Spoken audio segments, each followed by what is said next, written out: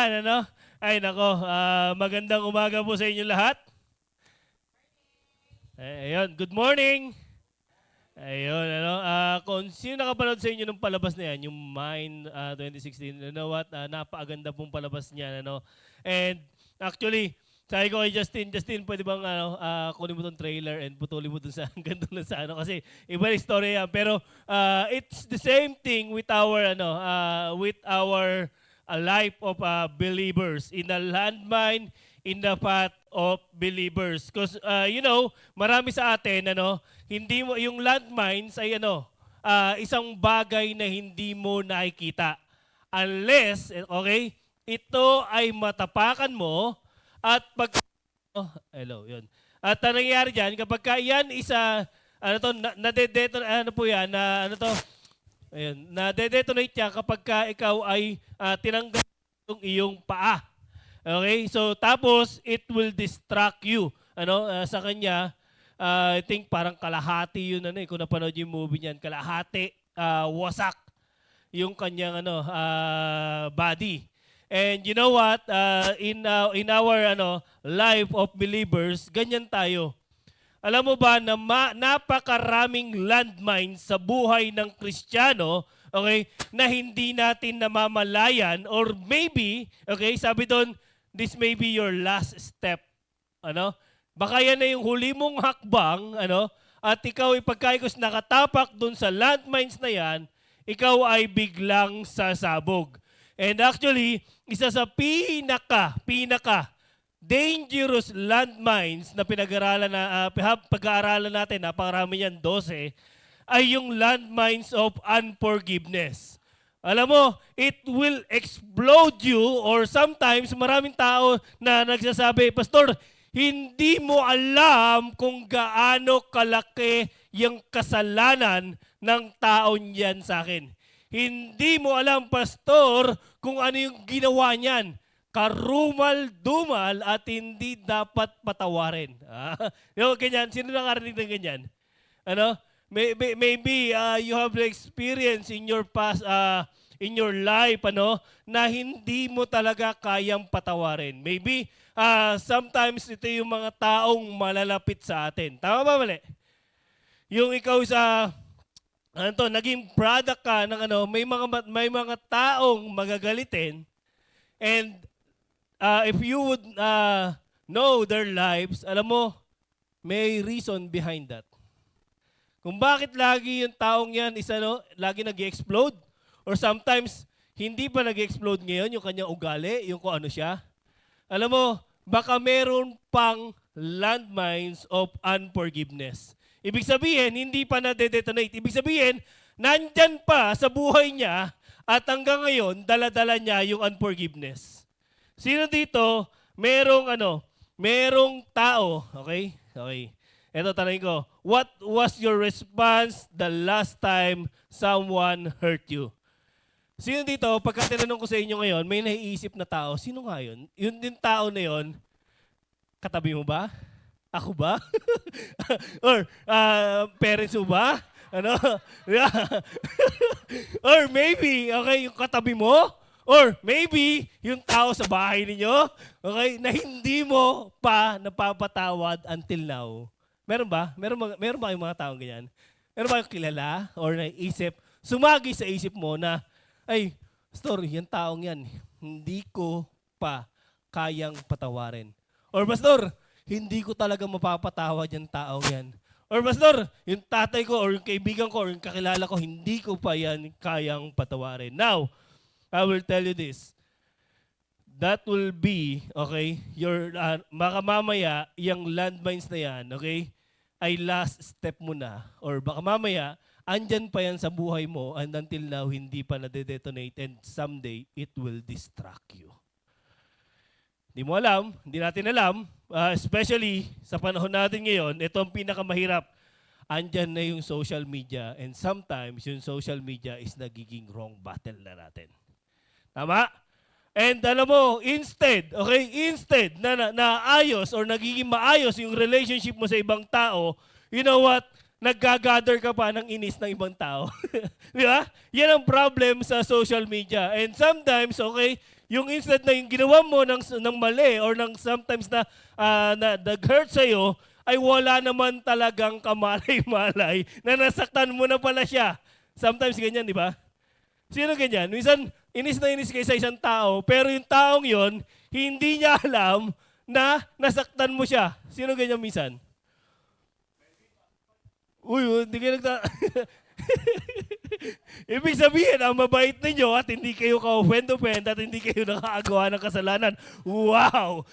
You don't have a landmines of unforgiveness. I will tell you this, lahat tayo ay prone sa landmines of unforgiveness. That's why, alam mo, this is very, very, reminder sa atin kasi it will distract you as a believer. Okay?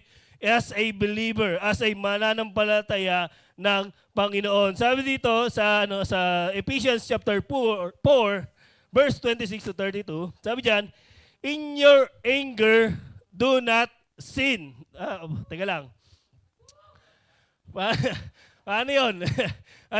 In your anger do not sin. Pastor, pwede pala 'yon? Na kapag ikaw is nagalit, ay hindi ka magkakasala. Tandaan mo to ha, pwede kang magalit. Okay, pwede kang kasi sometimes ito yung pinakamahirap sa atin no? As a Christian, pagka sinabing Christian, you are so holy. Yan ang thinking kasi ng tao sa atin Yan ang thinking ng ibang tao sa atin. Ikaw ay banal at hindi ka pwedeng magalit. Now, sabi dito, in your anger, okay, do not sin. Kasi in Ephesians, okay, Apostle Paul was talking about yung mga Kristiyano. Ano ba yung pag-uugali ng Kristiyano? Ano ba yung dapat maging ugali ng isang mananampalataya? Ibig sabihin po dyan, in your anger, do not sin, okay? Do not let the sun go down while you are still angry. Okay? Ibig sabihin, mga kapatid, pwede kang magalit sa isang araw. Parang Alam mo, ang po dyan, hindi po yan, yung context po niyan, okay? Hindi naman hintayin mo yung talagang bumaba yung araw, tsaka mo talaga ikaw is magpo-forgive. Okay? I don't know when, okay? But ang ibig sabihin niyan ay huwag mo nang patagalin. Okay? Meron sa atin, or sometimes, ito, especially sa mag-asawa, okay? Sa mga buhay mag-asawa, alam mo, may mga times na minsan hindi nagpapansinan. Nako, aha? Sino yung mga kasal na dyan? Nako, wala pala yung mga veteran na kasal na dito. Di ba? But you know what? Sa mag-asawa, ang pinaka-challenge dyan is yung pagka matutulog ka na at hindi mo pinansin yung asawa mo. Nako. Totoo to kasi, you know what? Ito especially sa mag-asawa kasi, magkatabi kayo matulog. And sometimes, kung ikaw is mahal mo yung asawa mo, mahal mo yung pamilya mo, do not entertain yung 1 week or pinakamatagal ba PJ 1 week, no? Yung iba? Wag mo nang hintayin yung 1 week or 5 days. Nag-uusap si Carol at si Ilang days? 3. 3. Kaya Troy, ilan days yun sa'yo, kaya Troy? Ilan days? Hindi mo pinansin asawa mo? sa tagal. Ayan, ako. Yung dalawa nag-uusap sabi niya, wag muna. Si Kat at si Bander, yun, nako. Nasa honeymoon stage pa yan, congrats Di ba? Alam mo, in this part, okay, in this time, okay, sabi niyan, pwede ka tayo magalit, pero huwag mo nang patagalin. Ibig sabihin, pwede kang magalit, pwede kang magwala, pwede kang pero huwag mo na itong patatagalin. Para hindi ka magkasala. And sabi diyan, and do not give the devil a foothold. Alam mo, in your anger, bakit? In your anger, okay, tandaan mo to, ang dami mong maling choices na ginagawa kapag ikaw ay galit. So yun dito, isang beses, nagalit sa parents niya, sa asawa niya, sa kaibigan niya, and the next decision na ginawa niya, mali, sablay. Di ba? Bakit? Alam mo, ito yung pinakamahirap eh. Binibigyan mo ng opportunity yung ibang tao, yung devil na ikaw ay magkaroon ng kasalanan. Instead na yung kasalanan na meron ka lang is unforgiveness, you know what? You gave the opportunity ng demonyo. Ano yung ginagawa, di ba? Kapag ka ikaw is galit, anong ginagawa mo minsan? Lumisigaw. Alam mo, minsan, pagkagalit ka pagkagalit ka, okay, umalis ka ng bahay ninyo, nag-away kayo ng asawa mo, ng nanay mo, ng tatay mo, okay, paglabas mo sa kalsada, panigurado, aawayin mo rin yung aawayin mo rin yung nakasalubong mo eh. Lalo na, kapag ikaw nagda-drive ako, minsan pagka bumaba si Eunice, galit ako, nako, minsan, minsan nga, inaaway lang ako sa sakyan yan eh. Tapos pagka may inaaway niya ako sa sakyan, sabihin ko sa inyo, lahat ng dadaan sa harapan ko, kamote. Lahat ng mali. Okay? Lahat ng mali. Binubuntun ko dun yung galit. You know what? Is ko rin yan. Kasi instead na yung kasalanan mo lang is yung sa asawa mo, ano nangyayari? Meron ka pang ibang nakakaaway. Melvin, huwag mong gagawin yun ha. Kasi pagka ikaw nagdadrive, sa totoo lang, at mainit yung ulo mo, naku, sabihin ko sa iyo, lahat ng makasalubong mo, makakaaway mo. And that is the time na sinasabi dito ng Panginoon, if you do not forgive, okay? Kaya ako minsan, na-experience ko po ito, totoo to. Nagdadrive ako pagkababa ni Eunice, minsan pagka nag-away kami, nagalit yan, nagpo-post muna ako. Naghahanap ako ng kape, naghahanap ako ng kasi minsan, mali na yung desisyon na ginagawa ko. And sometimes, ito po yung practice ko nagiging practice ko ito kasi nagdadrive ako eh.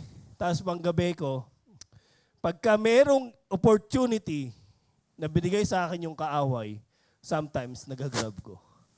Nagagrab ko yung opportunity na yun at ginagamit yun ng demonyo para ako is mahulog sa kasalanan pa.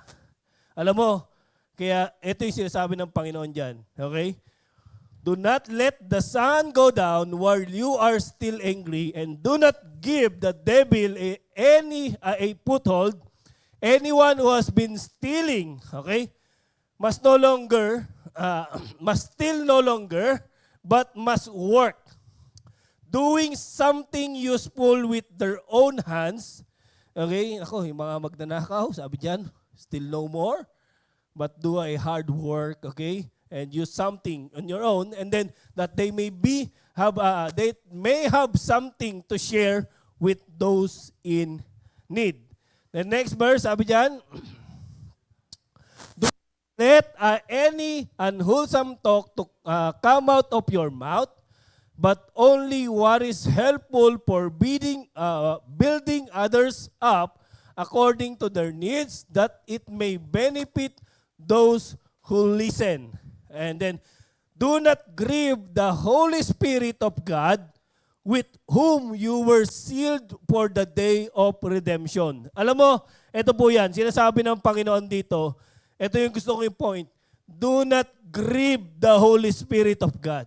Alam mo, once na tayo ay merong unforgiveness, tayo is merong ginagawang kasalanan. Alam mo ba, that the Holy Spirit within you, okay, sa buhay natin, it convicts you. The Holy Spirit is grieving. Ibig sabihin nun, alam mo, kaya pala pastor, okay, if you experience something or ikaw is hindi nagpatawad, hindi ka nakagawa ng tama, alam mo, merong something in your mind, in your heart, okay, that is grieving, okay, that is convicting you to do what is right. Sino naka-experience ng ganyan? Nagkasala ka and kinakabahan ka at hindi ka pa rin. And iba kasi tinatawag nila is bagabag ng konsensya. Alam mo, tayo bilang mananampalataya ng Diyos, it is the Holy Spirit who grieves. Kasi once na ikaw ay mananampalataya na ng Diyos, alam mo, when you are doing something wrong, hindi ka papatulugin ng konsensya mo. Hindi ka papatulugin ng iyong conviction ng Panginoon because the Holy Spirit is grieving. Kaya every time you're not doing right. You are unforgiving, 'di ba? You are slothfulness. Ano yung nakaraan? Pride. Alam mo, the Holy Spirit is always grieving. Kaya ang sabi ng Panginoon, do not grieve the Holy Spirit. 'Di ba? Sabi diyan. And then get rid of all bitterness, rage and anger, brawling and slander, along with every form of malice. Alam mo ba, yung unforgiveness, mamaya, pag-aral natin, dadaanan pa natin yan, ito yung nagiging resulta. Number one, you are bitter. Yeah? Nagkakaroon ka ng rage and anger. Kaya pala, konting tapik lang sa'yo, konting, kana lang sa'yo, or konting ma-open ka lang sa isang bagay na hindi sinasadya ng ibang tao, galit ka na agad. It result of unforgiveness. Di ba? And brawling and slander. Naku, sobra naman ito. Kaya pala marami, Pastor, mga Kristiyano, pero laging gusto, laging away. Ayan. And along with every form of malice, be kind and compassionate to one another, forgiving each other, just as in Christ God forgave you. Ibig sabihin, alam mo, be compassionate. Ibig sabihin niya, be kind and compassionate. Be kind and compassionate to one another. Ibig sabihin, alam mo, if you are Christian, if you are a matured Christian, you should give, your time, your compassion for your loved one, for someone that hurts you. Alam mo, once na sinabi mo, be compassion or be kind and compassion, ito yan. Ibig sabihin, pag may nagawa sa'yo yung na mali yung isang tao, huwag mo sasabihin na iyan ka na naman, inulit mo na naman. Kasi if you love that person, you will not say that thing. You will be compassionate for that person. Pastor, hindi mo alam kung gaano kalaki yung ginawang kasalanan sa akin yan. Pastor, hindi mo alam kung bakit hindi ko mapatawad yung taong yan. Alam mo, sabihin ko sa iyo, totoo, hindi ko alam, pero alam ng Diyos kung ano yung ginawa niya para sa iyo. Sabi dito, define natin yung unforgiveness. Sabi diyan, definition of unforgiveness. Before natin define yan, sabi diyan, ano natin yun? Ano ba yung muna yung forgiveness? Okay? Yung muna, bago yan forgiveness. Forgiveness is the willing to give up your resentment towards someone who wronged you, regardless of how serious or painful that wrong might have been. In other words, you renounce any desire to get even. We can identify three elements to forgiveness: to give up resentment about the wrong. Okay, that is the verse. Second is to give up resentment toward the wrongdoers. And then to give up the plans for retaliation. Ako, andyan po tayo sa 3 stages kapag ikaw nagpo-forgive. Alam mo, kapag ikaw to give up the resentment about wrong. Ibig sabihin, alam mo, willing kang kalimutan yung ginawa niya. Okay? At pangalawa, sabi diyan, resentment, to give up resentment toward the wrongdoers. Alam mo, once na nag-forgive ka, ito po yan masaya ka kapag nakikita mo yung taong yun. Okay? Kasi marami sa atin, okay, pagka ikaw hindi nagpapatawad, habang nakikita mo yung taong yun, galit na galit ka. Inis na inis ka habang nakangiti yung taong yun. And habang nagpa-prosper or nagkakaroon ng magandang achievement yung taong yun, galit na galit ka sa taong yun. Kahit na, okay, wala nang ginagawa yung taong yun because you are focusing on what? The wrongdoers. Ibig sabihin, hindi na about sa ginawa niya. It is about the person. Tama? Sino kaya minsan? Di ba? Hindi na, kaya kahit na anong gawin ng taong yon na tama, pagdating sa'yo, mali na. because you are doing it, okay, for you are having a resentment for that person. Tama? And then, giving up for retaliation. Ako, mahirap. Na yan po yung dahil ginawa niya sa akin yan, mata lang ang walang latay sa ganti ko. Di ba? Bakit? Kasi yan po, okay, yan yung ating ginagawa or lagi nating ginagawa, especially sa mga palagi nating napapanood sa movie o sa mga Filipino teleserye dito sa atin. Alam mo, we are open or we are we are feed by the social media and other things na pagka ako nasaktan, sabihin ko sa iyo, mata lang, walang latay. Ibig sabihin, you are doing it for the sake of retaliation. Forgiveness is more than just some words. It must come from the heart. Okay? It starts with your heart. On the other hand, unforgiveness is deliberate mindset to do opposite, to resent the wrong and the wrongdoers, and to seek revenge. Sabi niyo sa Ephesians chapter 4 verse 31, Paul associates unforgiveness with bitterness, wrath, anger, clamor, slander, and malice. Alam mo, ito na, okay? Yung sinasabi ni Apostle Paul kanina, that you are hindi ka because of your bitterness, because of the unforgiveness, okay, ito na yung nagiging bunga.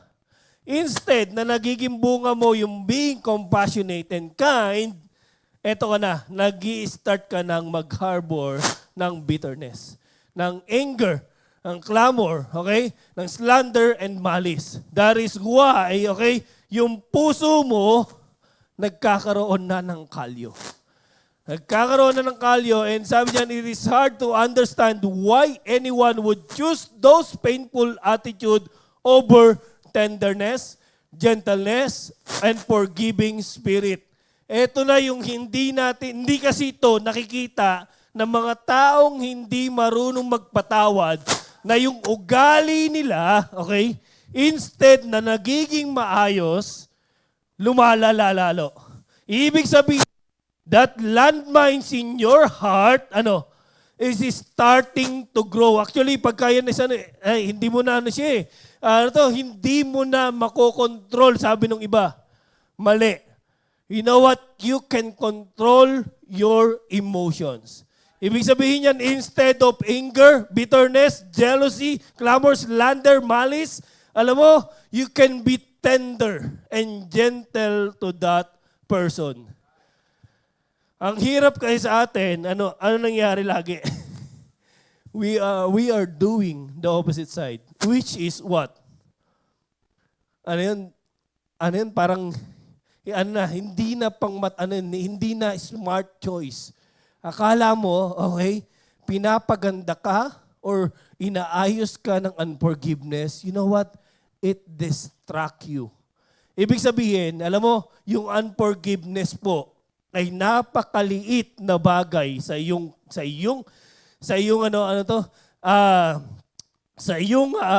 palad or sa iyong katawan. Ibig sabihin, parang yung mga kulani, okay, sa iyong katawan, alam mo, pagka hindi mo ginamot, okay, it will distract you and sometimes lumalala at lumalaki.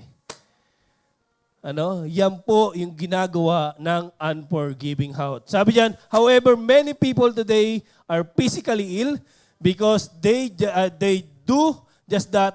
They live day by day, year by year, with the cancer of unforgiving heart. Meron pa ako dyan kasi habang inaaral ko ito, naisip ko ulit yung 70 times 7. That's why, alam mo, mamaya, pag elaborate. So that is unforgiveness. Ibig sabihin, how many people today are physically ill because they do just that. Alam mo, habang pinag-aaralan ko to, Kung ikaw bata pa, alam mo, lalo ko ito na-realize habang pagtanda mo, habang ikaw is tumatanda, if you if you have the unforgiving heart, and especially yung taong hindi mo napatawad, alam mo, it will cause you a high blood. Someday, kapag ka ikaw sabi dito kasi, today you are physically ill because they do just that. Alam mo, mga kapatid, ito yung pinakamahirap. Once na ikaw is my unforgiving heart, alam mo, isa sa pinaka-benefit niyan, magkakaroon ka ng sakit. Because every time na makikita mo yung taong yon, high blood ka. At ang pinakamalala, aatakihin ka sa puso kapag ka hindi ka marunong magpatawad. Alam mo, kaya pala maraming tao, okay, until now, high blood because they don't know how to forgive. Sabi dyan, the description of unforgiveness. The unforgiving hearts cling to the past, refusing to extend to others what our Heavenly Father has extended to us. In Ephesians chapter 4, verse 32, sabi diyan, the apostle insists forgiving each other just as God in Christ has already forgiven you. Alam mo, as a result of resentment attitude, there will be certain negative consequence in your life of unforgiving person. One of the most significant repercussion is the bitterness takes root in the heart and spread its poison to choke out every godly trait there. Alam mo, sabi dito, in the verse, forgiving each other just as God in Christ also forgiven you. Alam mo, kaya na tayo pinatawad or natutong magpatawad is just because of what? Tayo ay pinatawad na ng Panginoon. Sabi ng Panginoon, if you forgive, okay, if you forgive each others as God in Christ has already forgiven you. Ibig sabihin, pinatawad tayo ng Diyos eh. You receive the forgiveness. You receive every day, okay, forgiveness. Sabi dyan ng Diyos, pinatawad ka niya sa mga kasalanan mo. Sa mga kasalanan mo, past, present, and future. Okay, pinatawad ka na ng Diyos. Sabi diyan, you are already forgiven as you forgave each other. Ibig sabihin, pinatawad mo yung isang tao, handa kang patawarin ng Diyos. And that is forgiveness. Then, the disobedience of forgiveness is this. Sabi diyan, if you do not forgive, then your Father will not forgive your transgression. Your Father will not forgive your transgression. Alam mo, habang inaral ko to, ito yung panalangin ng Panginoon. This is the prayer, yung panalangin na itinuro ng Panginoong Yesus. Sabi diyan, if you do not forgive others, then your Father will not forgive you. You know what? Kasi yung forgiveness, yan po ay utos ng Panginoon. How come, pinapatawad ka ng Diyos sa iyong mga kasalanan and then hindi ka marunong magpatawad? Alam mo, ito yung example na binigay ng sa story ng Matthew chapter 18, verse 21 to 22, mas lalong pinaliwanag ni Jesus Christ kung paano tayo magpapatawad. Sabi dito, then Peter came to Jesus and asked, Lord, how many times shall I forgive my brother or sister who sinned against me? Up to 7 times? Jesus answered, I will tell you, not 7 times, but 77 times. Alam mo, ibig sabihin po niyan, okay? Ibig sabihin niyan, if you forgive, okay? Sabi niya ng Panginoon, tinanong siya ni Peter, ilang beses po ba? 7? Hindi, 77 times. Ibig sabihin, mas marami pa. Alam mo, kung kukumpitin mo yan dati, kung ngayon, kasi abilis na lang kumpitin yan tama? Calculator lang, ang dami na Pero kung titignan mo yung time nila, you need to list it down. At ang hirap po, okay, ang hirap bilangin nung time nila. O ngayon nga lang sige nga, kung walang calculator, in your mind or in their time, 77 times. Sige nga, gawin mo nga yun. Walang calculator Utak lang. Sige nga. Walang calculator. Kaya mo bang bilangin? Kaya mo bilangin? Hindi, di ba? Ibig sabihin, alam mo, it is the parable ni Jesus Christ na na sometimes, okay, hindi mo kailangan bilangin. Hindi mo, or sabi nga ng Panginoon if you would extend, okay, your forgiveness to other person, to your loved ones, to your brothers and sisters, ibig sabihin yan, hanggat kaya mong magpatawad ka. Hindi sabihin mo sa akin, pang-pito mo na to, PB, pang-pito mo na to. Or Eunice, pang-pito mo na to, Hindi ganun, hindi binibilang. Ibig sabihin yan, if you forgive, okay, it doesn't count. Hindi po yan binibilang. Okay, baka mamaya ka sa inyo, Pastor, 70 times 7 lang pala Pag yan, nag-exit kasi 490 yan So, ibig sabihin, Pastor, pagka nag-489 yan, sabihin ko na sa iyo, Pastor, para alam mo na hanggang doon na lang yung kasalanan na kaya ko ibigay, or na forgiveness na kaya ko ibigay dyan. Grabe, no? Ganun po katindi yung sinasabi ng Panginoon ng pagpapatawad. Ibig sabihin, this is the disobedience of the Lord, on the Lord. Ibig sabihin, kapag ka ikaw ay hindi nagpatawad, you already disobey God. Dahil ito ay utos ng Panginoon. Which means, walang hanggan. Hanggat maaari. Pastor, sagad na yung aking pasensya. Alam mo, sabi ng Panginoon, extend mo pa yan. Di ba? Extend mo pa. Huwag mo sabihin sa akin na, Pastor, sagad na ako, konti na lang, sasabog na ako Alam mo, huwag mong hintayin yung sasabog ka na. Ibig sabihin, if you have time, or if you have an opportunity to forgive it now. Ibig sabihin, alam mo, ako, as I pray to God, alam mo, I should forgive other person kasi hindi ako perfect. Perfect ka? Perfect ka? Ibig sabihin, ikaw ba ay Kristiyano na minsan hindi ka nagkasala? Hindi ka ba dumaan sa isang iglap na ikaw is nagkasala? Baka ngayon di ba? Nakatingin ka sa akin pero iba yung iniisip mo. Which means you are already, sinning. Alam mo, walang perfecto sa atin. That's why, sabi ng Panginoon, you should forgive others as Christ has forgave you. And patawarin mo yung mga tao, okay, na malalapit sa'yo, nang walang binibilang. Wala kang binibilang. Walang bilang, okay? Walang time. walang time yung pagbilang mo sa kanya. Walang oras yung binibigay na pagpapatawad para sa taong nakapanakit sa iyo. This is the destruction of unforgiveness. Ito yung distraction. The destruction of unforgiveness. What are the consequences? Sabi diyan, in your anger, his master handed over him. Ito po yan, karugtong po ito nung kanina. Sabi doon sa 70 times 7.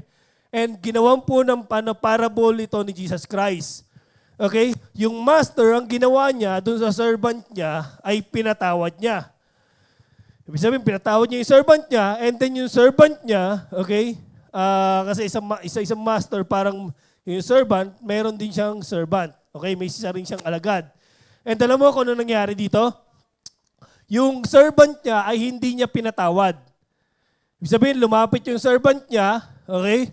Then hindi niya pinatawad. At ang ginawa niya, okay, ang ginawa sa kanya, ang ginawa niya is sabi niya, bago kita patawarin, okay, bayaran mo itong utang mo. And hindi ito nagawa ng kanyang servant at hindi niya ito pinatawad.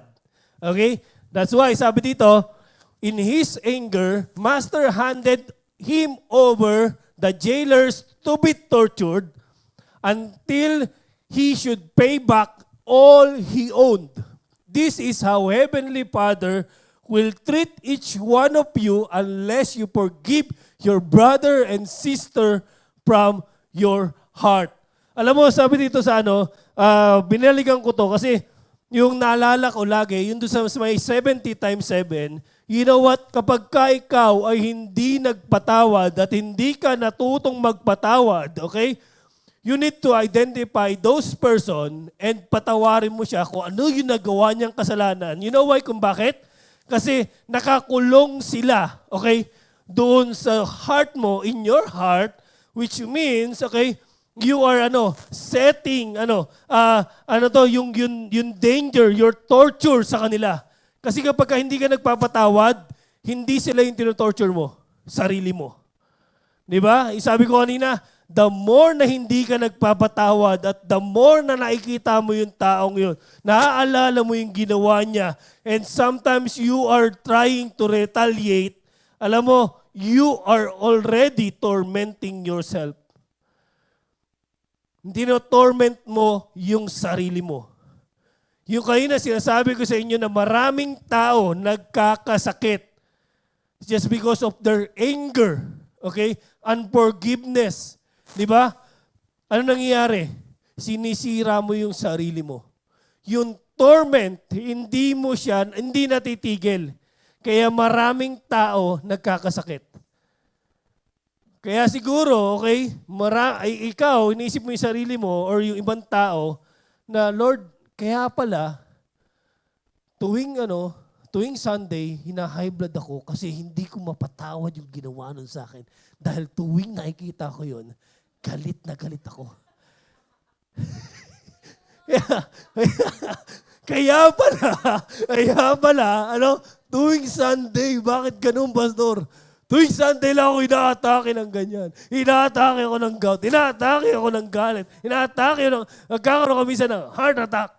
Just because you see the person na hindi mo pa napapatawad and until now, you are tormenting yourself.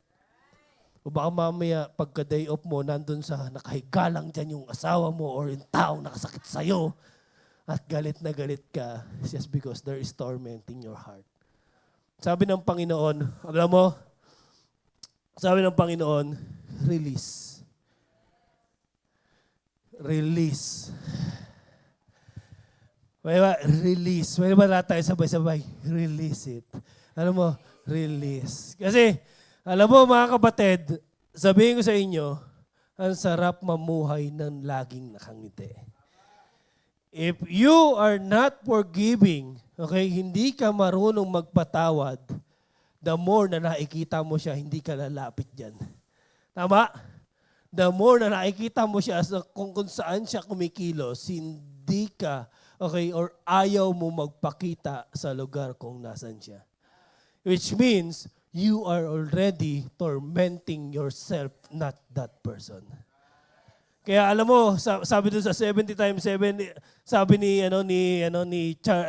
Bruce Wilkinson, Charles Stanley tuloy, ni Bruce Wilkinson, alam mo, release it. Ibig sabihin, yung bandage ng unforgiveness, tanggalin mo dyan.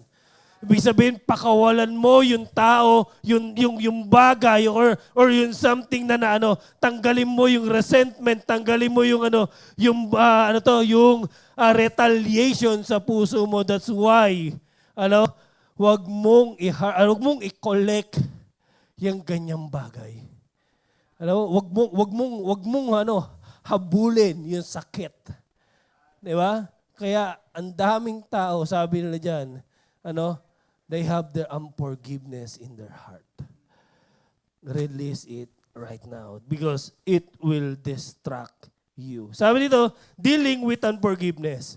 Nako, lagi itong sinasabi nakakatuwa to. Kasi sabi dyan, how to deal unforgiveness. Number 1, acknowledge unforgiveness as a sin and confess it honestly to God. Alam mo, confess it to God. ano mo siya, kausapin mo yung Panginoon kasi you know what? Ito kasi yung problema sa atin. When we are having unforgiveness, we are in denial. Tama? In denial tayo sa harapan ng Panginoon at sa ibang tao. Kahit nakitang-kita ng ibang tao, na meron kang unforgiveness because nakita mo lang siya, kumaliwa ka na agad, which means umiiwas ka. Di ba? Ibig sabihin yan, honestly confess. Huwag kang maging denial. The next step is to lay our anger down, strip it away because then we can ask God's forgiveness. Galing mo yung galit mo sa puso mo, then ask God for forgiveness. Number 3, sabi dyan, after that, we should begin praying for other person. If that person has been aware of your bitterness, then you should go to them and ask their forgiveness. Ito yung sinasabi ni Pastor John lagi, 3 question, wag kang magiging defensive. Lalo na kapag alam mo na yung taong yun ay talagang nasaktan mo. Ayan, did I hurt you? Yeah. Then, how? Ito yung how. Pwede mong itikom yung bibig mo kasi minsan, pagka sinabi niya yan, kay masakit. Okay? Learn to be silent pagka sinabi mong how. Then last, can you forgive me? Diba? Kasi ang pinakamahirap dyan, yung word na how. Kasi minsan, hindi natin alam, nasasaktan na pala natin yung mga taong malalapit sa atin nang hindi natin intention. Madalas kasi, okay, iba kasi minsan, okay, yung unforgiveness ng unintention. Hindi mo alam, nagagawa mo na pala siya ng kasalanan. And hindi mo alam, bigla siyang sumabog sa gilid or sa kung saan man. Di ba? Just to forgive you. How? Di ba? Pag sinabi niyang ganito, then obey. Okay? Listen. Di ba? And can you forgive me? Yes, with the Starbucks. Yeah. Di ba? And finally, okay, we prevent the devil trapping us against by refusing to rehearse the same old issue or allowing the bitterness to seep back in. The debt must be forgiven and canceled in the way our sins are. Ibig sabihin, alam mo mga kapatid, once na tayo is nagkaroon na ng forgiveness, okay, wag na nating ibalik yung issue. Which means, okay, it is done, okay? Kahit na it's same way na nangyari or done na. Tapos na. Kasi you already forgive. 'Di ba? And do not collect na yung setback na meron ka. Okay? Iwan mo na. Ibig sabihin para kasing bagahe yan eh. Parang bagahe. Ibig sabihin, pagka yan ay dala-dala mo pa rin hanggang ngayon, alam mo, ang bigat sa pakiramdam. Ang sabi ng Panginoon, release. Yeah? Hubarin mo na yan. Kasi mas masarap maging malaya. Di ba? Mas masarap maging malaya. Sabi yan, must be forgiven and cancel the same way of sin. Last, is demonstrating forgiveness. First, you have forgiven when your feeling toward other person have changed. When you see him or her, you will be aware that resentment is gone. Nako. Parang kapag siya is nakita mo or nakasama mo, it is gone. Ibig sabihin, wala na yung feelings na yon. Ibig sabihin nun, alam mo na talagang napatawad mo na siya. Second, your forgiveness is genuine when you feel concern for the other person, you care about his or her spiritual welfare, and you want what is best for him or her. Nako, ito yung pinakamasarap na masaya ka kapag siya is umuunlad. Masaya ka kapag may nagagawa siyang achievement. Masaya ka kapag may nakita mo na masaya siya sa piling ng iba.